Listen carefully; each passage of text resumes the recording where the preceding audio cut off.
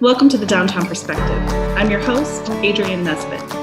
Join us every week as we explore topics surrounding and involving the downtown Goshen community.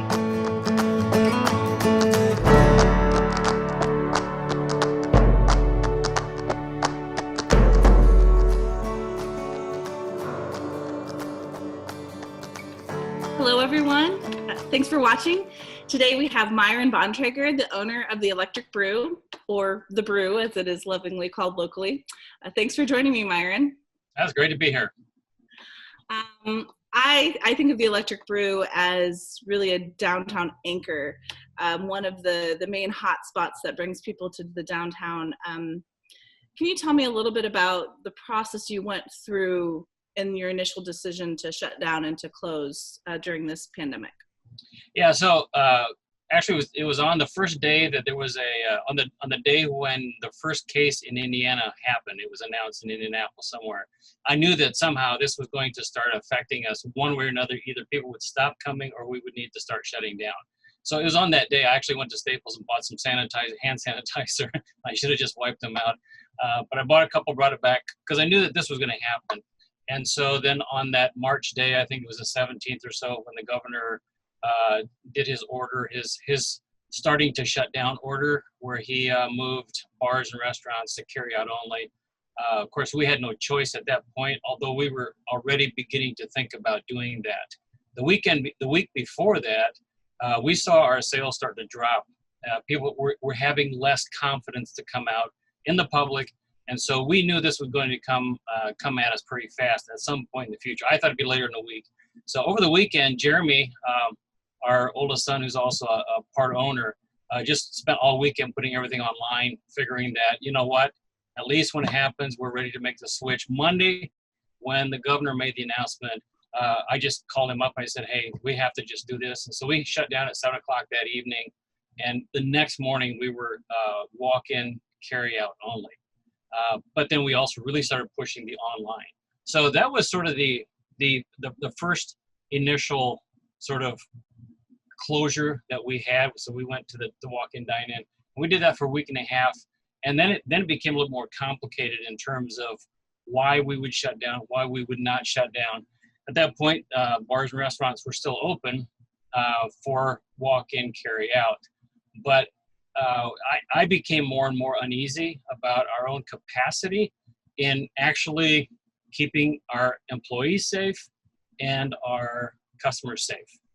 So we've been running this thing for 13 years. You know, the brew's been open for almost 25 years. And so you build in this muscle memory, and to actually do that while you're rowing the boat to change something is pretty tough. And I just felt uncomfortable. I felt like we were just asking for trouble. I felt like we weren't being able to be honest with our customers and say we're doing everything we can to make them safe. And so we got together as owners, family, and just said, you know what, let's just pull the plug, and we just shut down. And boy, that was tough. I had a tough evening. It was tough for me to turn the lights off that evening and watch the employees walk out. And I sat in the front there, looked out the window, and let's just say it was a pretty tough time for me.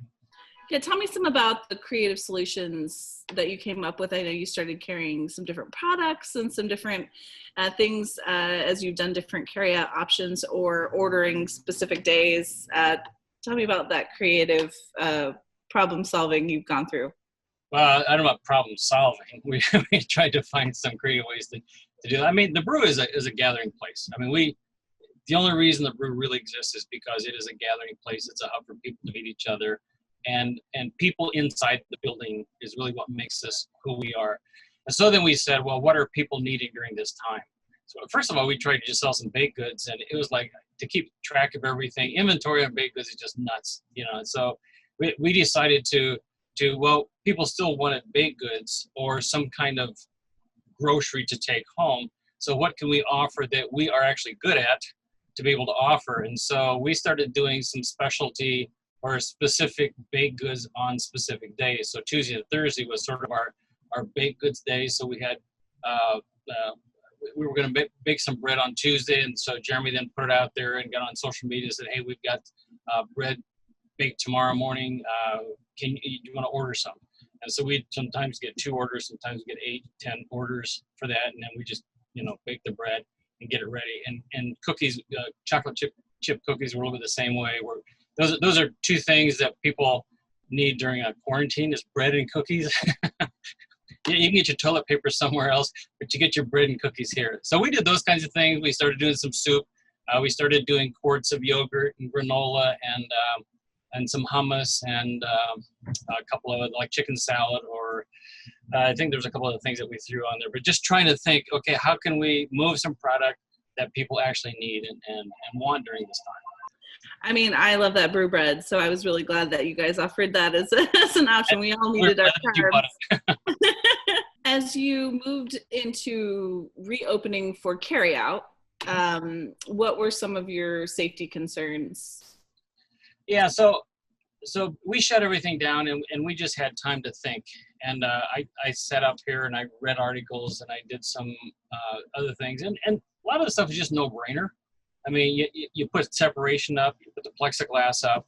And so we just went through, kind of walked through the process of someone walking in and tried to imagine where is going to be the contact, the potential contact, or the break in sort of protection as a person walks in, and knowing that you can't be foolproof, but you can at least do as much as you can. So we walked through that and tried to imagine how people can be protected to the best of our ability. So you walk in the door, and of course, before people walk in, we were regularly wiping down the door handles. And as people came in, immediately before they would approach the counter, they would have a hand sanitizer there, which, by the way, we're going through like water. and we put a sign that says, please sanitize your hands before approaching the counter. And so then they would come up there, and theoretically, then their hands that are going to touch things would not be a carrier. So they come up to the counter, and then, of course, with the plexiglass in there, our employees are wearing gloves and changing gloves and sanitizing their hands and wiping down anything that the customer might touch after they leave. So, the counter, the touchpad, all those kinds of things. And of course, just keeping gloves on the employees and so on. And then, and then making handy wipes available as the customer leaves. And basically say, you don't have to come in. If you just call us and tell us this is what you want, we'll bring it out to you. It's fine. So we did that as well. As you're looking at opening up at 50% capacity, what changes in your business model will you have to put into place? Oh, well, so one of the things that when we decided to reopen for walk-in carryout, we asked ourselves, will we have to change anything in that process if we go to dine in? So we don't really have to change anything in the ordering process from the point that the person walks in to the point that the person sits down. But yeah, just space. My wife and Dana and I were last night after we closed at 4 o'clock. I got the measuring tape out. We started putting tables at. It's like, how do you keep tables? How do you keep people 6 feet away? And I mean, we tried every configuration, and then exiting. How do people exit without getting too close to each other? Do we take people out the back so they come in the front, walk out the back? Because if we do that, we get another row of tables in. But then people have to walk around the back and come in to their car in the front, or they park in the back, come in the front, and walk out the back. So it's like it's just complicated. And we did seat everything, got everything sort of imagined how we would do it. And we're gonna have to haul some tables and chairs out because we don't have space to keep them here. But it looks like we can probably get close to 40 people, 40 seats down. But it looks horrible in here. It's just like empty space, and it looks sad. But that's the way it is. So you just kind of measure things and imagine, and we'll put signs on the tables. Please do not sit at this spot, because we measured and you can't sit here because it'll get too close to the chair on the other side. And so we're going to have to do that kind of thing and put signs on tables. Please don't move the tables. They're strategically placed. and you can't have more than 6 people at any table at any time. We do have the outdoor patio, which is really nice. And of course we had to spread that out and take chairs away. I don't know, it's just complicated. Yeah. I feel like right now there's so much intense, hard, complicated things. I was wondering if you had any specific incidents of community support or kindness or goodwill that's happened over the last few months that you'd be willing to share. We'll have to extend this for another 20, 30 minutes just for this question alone. I've been totally blown away by just this community is just awesome. If there's any community that's going to rebound, it's this community, because small business owners and neighbors believe in each other. And so just the atmosphere among the business owners and just feeling the support to say, you know, we're in this together.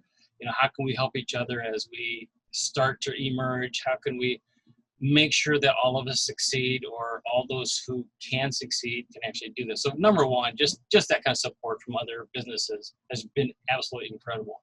No competition, all collaboration, and it's just been fantastic. But just, you know, on that April 1st Friday, is that the one we did the gift cards? Yes. And and it was just, these months are just total blurs anymore. But we did the gift cards, and of course we sold quite a few of them. And I went through and individually to each person, and I had an incredible amount of response coming back and say, you know, we're rooting for you, just happy to help. Yeah. And those were just, you know, just incredible responses. And a couple of those wrote back and said, I don't want my gift card, this is a donation. And so that was, I mean, you know, it wasn't about the money at that point. It was about the support. And so it was just totally blown away by that. We had one person later message me and asked if I had a PayPal account, if the brew had a PayPal account. I said, yeah, we have this. And he said, my wife and I would like to give us some of our stimulus money to the brew. Wow. Yeah. This is Goshen. Yeah. Goshen. And it was just, I mean, it does a couple things to me. One is just, it makes me, it gives me a sense of confidence, knowing that people care about what we do, not just us, but in this case, what we do. And it also deepens my commitment to say, we will figure this out. Yeah. We are going to figure this out, because people believe in us, people care about us, people want us to succeed, and one way or another, doggone it, we're going to figure this out, and we're going to make this thing work.